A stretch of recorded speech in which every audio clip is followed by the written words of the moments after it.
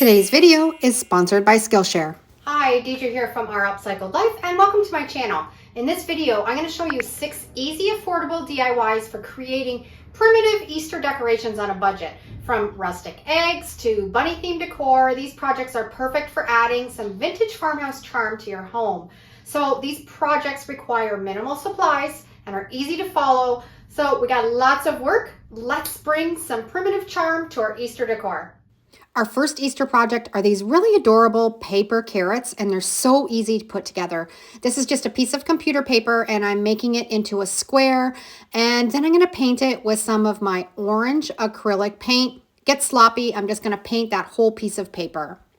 I don't know what it is about primitive Easter decor, but I absolutely love it, and I'm always really drawn to it. Now I'm going to cut that square piece of orange paper now in half, and then we're going to scrunch it up. You want to be careful. You don't want to rip the paper, but scrunch it up really well. Now we're going to get out some hand cream, and we're going to work this into that piece of paper, and it almost turns your paper into like a leather feel. I have a full tutorial of how to do this and with some projects that you can incorporate this into your DIYs with.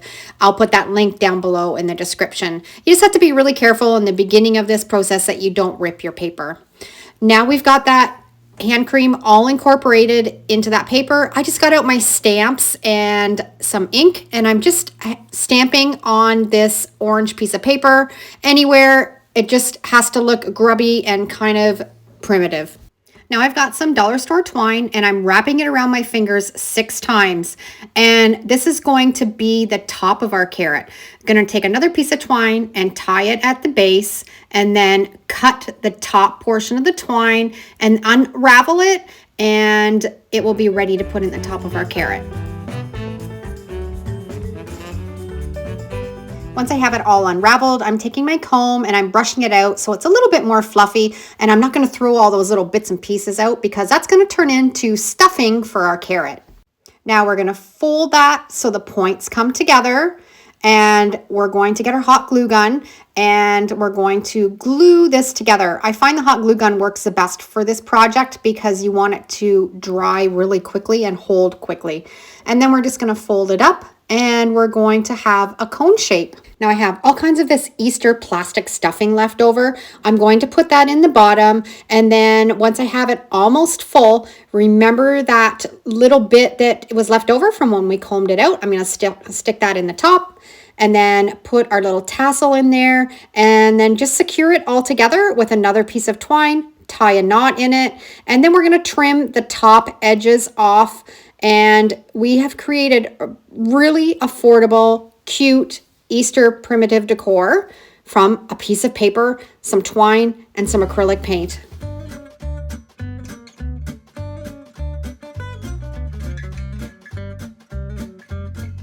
Next project, some primitive Easter eggs. I found these at the thrift store. I think they're originally from the dollar store, but they're ugly. They're just plastic. We're gonna upcycle these into some beautiful primitive Easter eggs. I had this tissue paper in my stash. It's floral print, and we're gonna use our homemade Mod Podge. I have a recipe. I'll put the link down below for that video if you want to make your own homemade Mod Podge. I'm just going to rip this tissue paper in strips, and then we're going to be ready to decoupage it. Now, I don't want the base of these eggs being that really vibrant green, so I'm going to paint them. I've got a scuff pad. I'm just scuffing it up a little bit so the paint will adhere better. And I'm going to give you a little trick for painting these really quickly.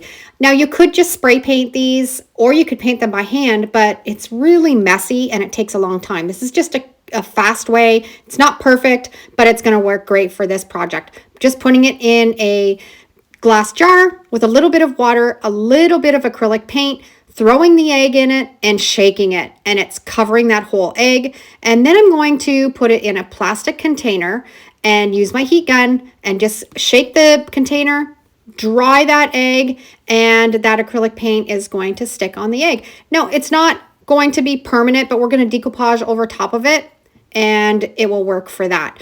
Now, the reason that I did is if we didn't have it painted white and then we decoupaged on top of it with this tissue paper, that green still would have shown through, and I didn't want that to happen, so that's why I painted it.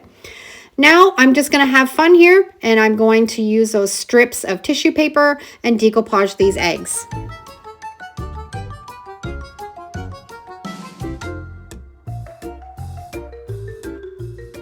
I set these in the sun and let them dry really well. And now I'm just taking a really light grit sandpaper and I'm just softening up all those little edges.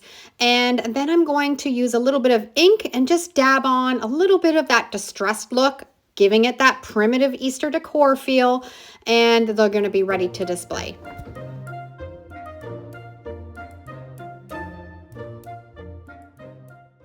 Next upcycle that we're going to turn into some primitive decor is this frame that I picked up at the thrift store. I think it was 99 cents. I've had it for quite a while, but I was inspired today to turn it into something with a little bunny. So I've sanded down the frame a little bit, and now I'm just painting it with some of my black homemade chalk paint.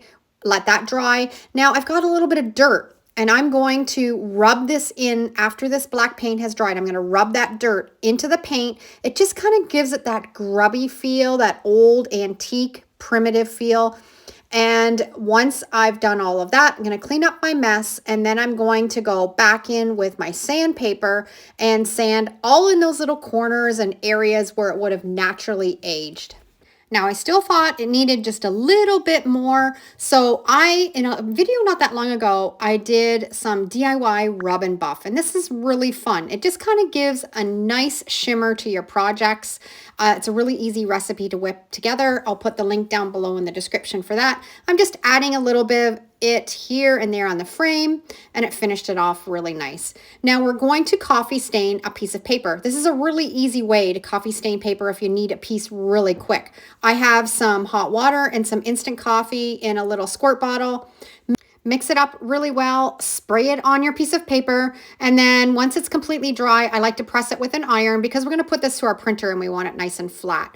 I designed this graphic. It's in my Etsy store. It's so cute. This little primitive bunny. I sized it so it would fit the frame, and now I'm going to cut it out and we're going to Mod Podge it onto that frame.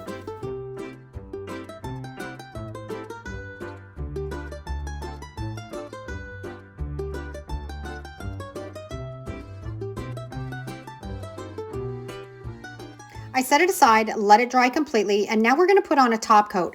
But I'm going to do a little bit of a different process for putting the top coat on. If you take Mod Podge and dab it up and down so it's not smooth, you leave it kind of wrinkly and rippled, when it dries, it looks like an oil painting. It's kind of a cool technique, and it's just all applied now. We're going to set it aside and let it dry, and here it is in the frame. Isn't this adorable? And it just has that rippled effect in the Mod Podge on top of my print. The frame turned out beautiful. What do you think? We all have little bits and pieces of fabric in our stash, and this is a perfect DIY to put together for a primitive Easter decor. I coffee stained a piece of cotton, and now we're going to print on the fabric. I've got a piece of computer paper that I sprayed with some spray adhesive, and I'm pressing it down into that piece of fabric, and then we're going to feed it through our printer and print our image on it. And I've just cut off the edges. I've fed it through my printer, making sure when I put it in my printer that it's going to print on the fabric side. I'm just going to cut it down to size while it's still on the paper because that makes it easier to cut. And then I'm going to cut a piece of fabric the same size for the back of this. We're going to turn these into some bowl fillers. These are perfect to do for any holiday season, and you can nestle them in around any of your decor, and they look beautiful. These two rabbit prints are available in my Etsy store, and I think they're so cute and have such a primitive vintage look to them. Now we're ready to peel that fabric off that piece of computer paper, and we have our fabric that's got graphics printed on it. Now this is not washable, it's not permanent, it's for decor only. I'm going to roughen up the edges of this fabric again so it can have that primitive look, and then we're going to hot glue these two together. It's going to turn out to be a little bit like a little tiny decor pillow. If you appreciate a good DIY project, you need to subscribe to Skillshare. If you've ever had any questions or just want to learn more about crafting, then Skillshare is the place for you. Skillshare is an online video-based platform where you can learn anything from photography to calligraphy. And the difference between Skillshare and YouTube and why I like it so much is it focuses on interaction, much like being in the real life classroom. The instructor lays out steps and information in a way that's easy to comprehend. It's also ad-free, so you can stay in the zone while exploring new skills. With new classes being launched every week, there's always something new to discover. I just finished taking Bronwyn's upcycling class, and it was so much fun. I've learned a few new upcycling skills thanks to her class. So you should join Skillshare and learn a new skill. The first 1,000 people to use the link on my description box will get 1 month free trial of Skillshare. So try it out and let me know what you think. If you're enjoying this type of content, now's a perfect time to hit that like button. It really helps out my channel and supports me here, and I really do appreciate it. We're now ready to get that stuffing in this little miniature primitive pillow. Again, I'm using that pink basket filling and it works perfect. You can also use rice or beans or shredded paper. Just get creative and think what you can put inside for a filler. Then we're just going to take the hot glue gun and we're going to glue it all together.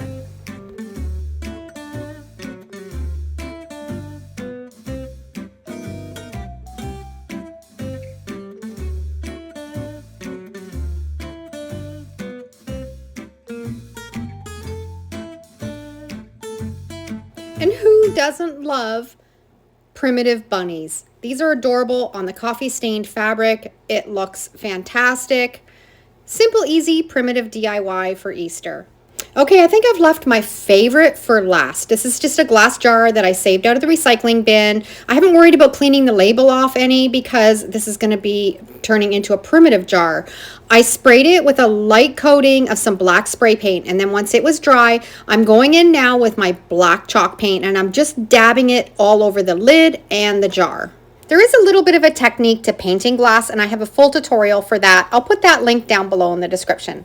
This is the graphic that I'm going to use on my glass jar. I'm just ripping it edges down to size to fit the jar, and then I'm taking a little bit of ink just to distress it up, make it look primitive. This graphic's available in my Etsy store if you want to grab it and give this DIY a try. Now I'm putting a coat of Mod Podge on the top of this before we put it on our jar. It's just going to give it more of a rustic look. Once I got the Mod Podge on, I decided that I wanted to add a little tiny bit of pop of color to the carrots, the top of the graphic, just using my acrylic paint and painting on some orange and some green. Now we're going to decoupage it onto that glass jar. I'm just adding the Mod Podge onto the back of that piece of paper, and we're going to center it exactly where we want it. Now the thing with primitive decor, it always has that little bit of a grubby look to it, or aged, or really vintage, well-loved look. And that's what I'm trying to achieve with this glass jar. Now that all of that black chalk paint has dried, we've got the label on, I'm painting on a layer of Mod Podge, and then I'm sprinkling on dirt. You can use dirt. You can also use cinnamon. It gives a really great effect too. And sprinkling it right into that wet Mod Podge. Once we have it completely covered, I'm going to set it aside and let it dry.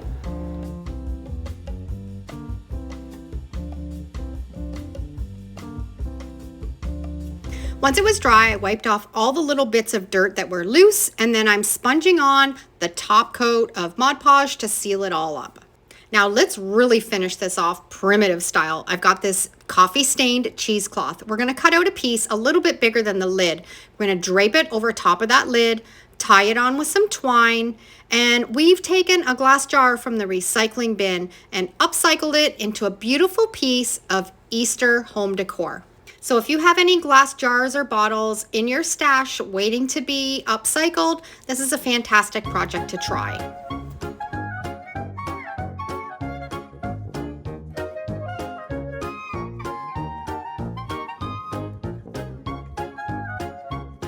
Okay, to pull all this primitive decor together, I found this colander at the thrift store. It's screaming primitive. I love it. I'm going to fill it up with some moss, and here is all of my primitive Easter decor that I've created from thrifted finds or stuff that I already had.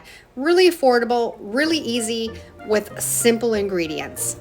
I hope you've enjoyed today's tutorial and you've gotten lots of inspiration. Thanks for watching. Have a great day, and we'll see you in the next video. And if you love this video, I'm sure you'll love either of these next two. Take care.